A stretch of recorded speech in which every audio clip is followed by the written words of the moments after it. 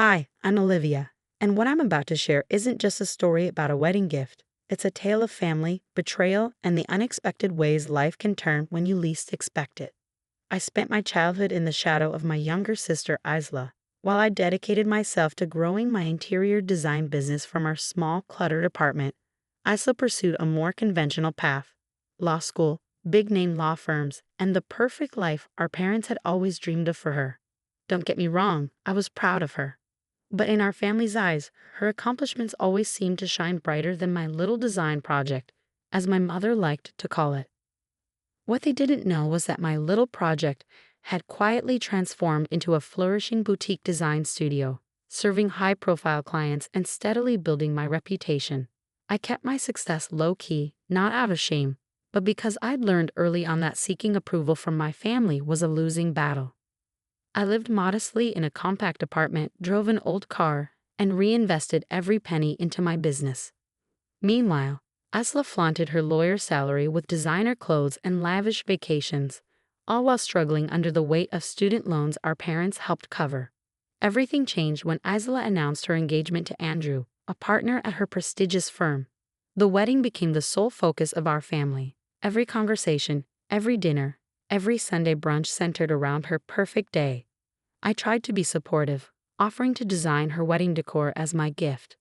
"Oh, Liv," Isla chuckled during a family dinner, her voice laced with subtle mockery. "That's sweet, but I've already hired the top designer in the city. I need someone with experience." Our mother nodded approvingly, adding, "Dear, this is an elite wedding. We can't afford to take risks with your creative ideas." Their words stung, but I swallowed my pride. I decided to give them something they couldn't easily dismiss: a $50,000 check as a wedding gift, along with a custom-designed gown for Isla's honeymoon. I had it all planned: an exquisite silk gown in a shade of emerald green that would complement her eyes, hand-embroidered with delicate pearls. A dress fit for the most exclusive boutiques. The day I brought the gift to their engagement party, held at the opulent Rosewood Estate, the same venue where the wedding would take place, I felt a mix of excitement and anxiety. The Rosewood Estate, a 19th century mansion known for hosting the city's most elite events, was breathtaking.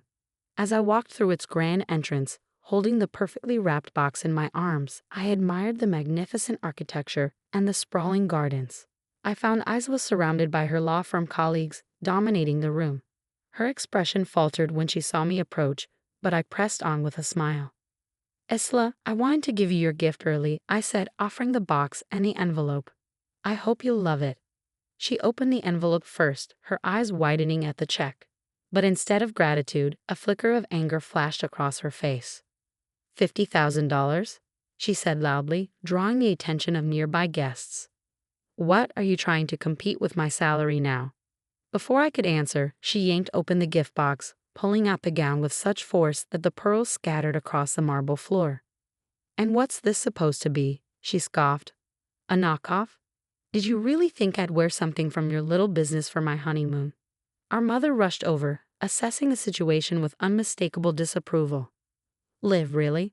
Trying to steal the spotlight at your sister's engagement party? This is exactly why we don't trust you with important events." I stood there frozen as Isla crumpled the dress and shoved it back into the box along with the check. "I don't need your charity, Liv. Why don't you just leave? Your presence is ruining my special day." The room fell silent, all eyes on us. Andrew, Isla's fiancé, stood off to the side, avoiding eye contact. Some guests whispered, others pretended to focus on their champagne glasses. "Fine," I said, my voice unnervingly calm. "I'll leave. Congratulations on your engagement." As I turned to walk away, I heard my mother's voice behind me. "This is why we never invited you to family events. You always make it about yourself." I left the Rosewood Estate that evening with my head held high, but my heart was shattering. What they didn't know was that their cruel dismissal would set in motion a series of events that would change everything. While they were busy planning their dream wedding at the Rosewood Estate, they had no idea that I was about to make a move that would shatter their carefully constructed world. That night, as I sat in my modest apartment, the one they loved to criticize me for, I made a decision that would change our family dynamic forever. I opened my laptop and began researching the ownership of the Rosewood Estate. What I discovered would be the first step in a plan that would leave my family speechless. The historic venue, it turned out, was quietly being put up for sale. The current owners, an elderly couple, were looking to retire. They wanted someone who would preserve the estate's legacy while bringing fresh energy to its management. What they didn't know was that my little business had grown into something far bigger than they could imagine. My interior design studio had caught the attention of top-tier clients, and I had secured deals with some of the most luxurious retailers in the country. The small apartment and old car weren't signs of failure. They were the choices that allowed me to save, invest, and build a solid financial foundation. As I stared at the listing for the Rosewood estate, a plan began to form. I had the resources to purchase it, and even more importantly, I had the vision to transform it. But I needed to ensure everything was handled discreetly. Timing would be everything. The next morning, I called my lawyer, Alex, who had been handling my business contracts for years. I need this to be done quietly, I explained. No one can know I'm the buyer until after the deal is finalized.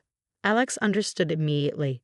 We created a holding company to facilitate the purchase, ensuring my name wouldn't appear on any public records. Then began weeks of negotiations, property inspections, and careful planning, all while my family remained completely unaware of what was unfolding behind the scenes. The irony wasn't lost on me when Isla called one evening, her voice dripping with sweetness. "Liv, I've been thinking, maybe you could help with some of the wedding details. Nothing major, of course. Just some small things, like the guest welcome bags."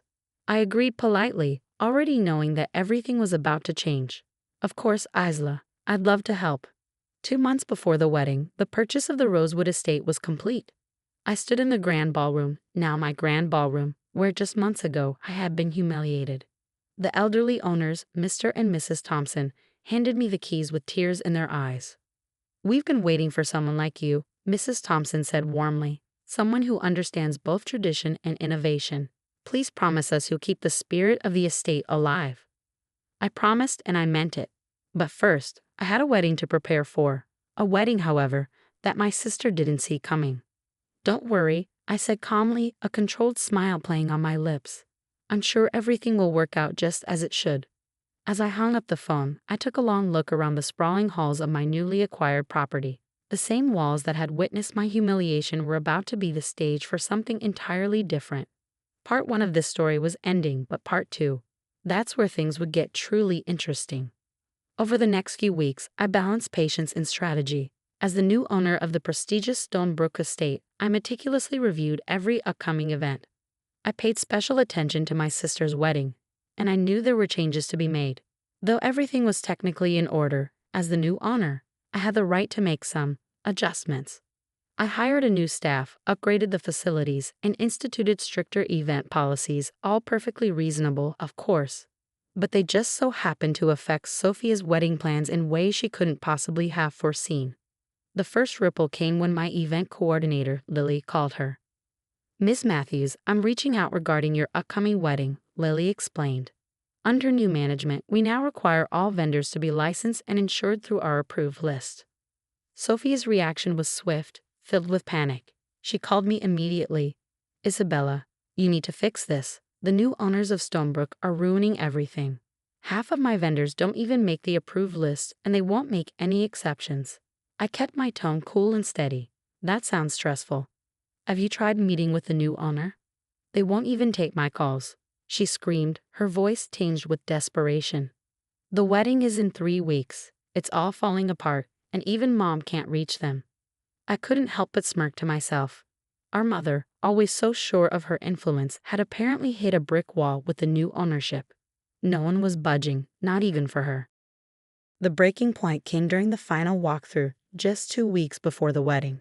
Sophia, our mother, the wedding planner, and a handful of vendors arrived at Stonebrook, expecting to finalize everything.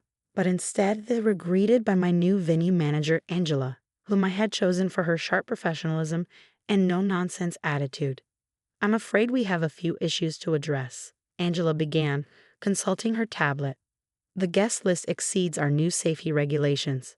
Your caterer doesn't meet our insurance requirements, and the outdoor ceremony location you selected is no longer available due to ongoing restoration." I watched through the office window as Sophia's face turned crimson with fury. "This is outrageous," she shouted. "Do you know who I am?" who my fiancé is, we're suing. Our mother, always quick with her charm, added, surely we can work something out. Money is no object, and the previous owners would have been accommodating. Angela stood her ground. The new owner is very particular about maintaining the highest standards. If you'd like, I can arrange a meeting for you to discuss your concerns. Sophia's eyes flared. Yes. Get her here now. Angela smiled politely. She's already here. That was my cue. I descended the grand staircase, enjoying the stunned expressions on their faces as realization hit. Good afternoon, Sophia, mother, I said coolly, letting the words hang in the air. Welcome to my establishment. The room went dead silent. Sophia's face cycled through a range of emotions: shock, disbelief, and anger. Our mother, clutching her designer purse like a life raft, turned white. You? Sophia gasped. This is impossible. You can't afford. This place is worth millions. I leaned in, letting the weight of the moment settle. Remember my little hobby? Turns out designing luxury fashion can be incredibly profitable when done properly. The dedication you put into law school, I put into building my brand. The only difference is I did it without debt and without anyone's help. But the wedding.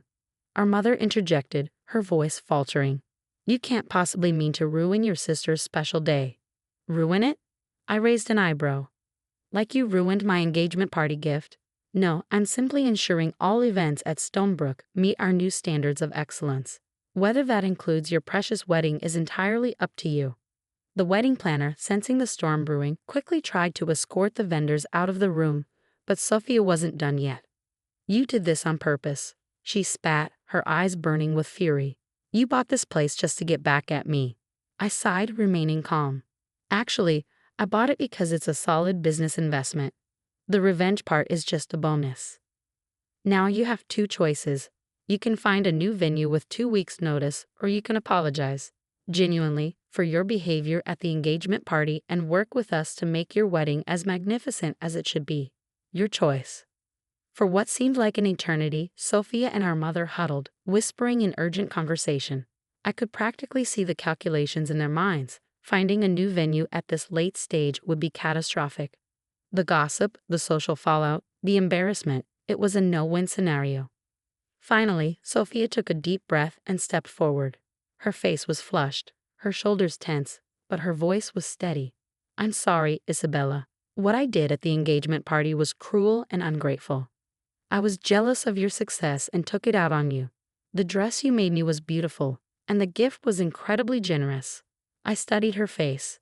This was the first time I had seen any semblance of genuine remorse from her. As for our mother, she stood silent, her lips tight, offering nothing but a slight, reluctant nod. And you, mother? I prompted. Anything to add? She straightened her posture, still holding her ground. I may have underestimated you, and perhaps been unfair in my judgment of your choices. It wasn't a full apology, but for our mother, it was a monumental shift. I gave a slight nod, then turned to Angela. Please work with them to accommodate the original plans where possible, but all safety and insurance requirements remain non-negotiable. The wedding, when it finally took place, was beautiful, but perhaps not in the way Sophie had envisioned.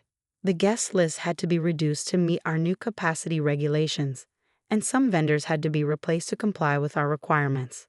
But in the end, the event was more intimate and elegant than the grandiose affair she had once planned.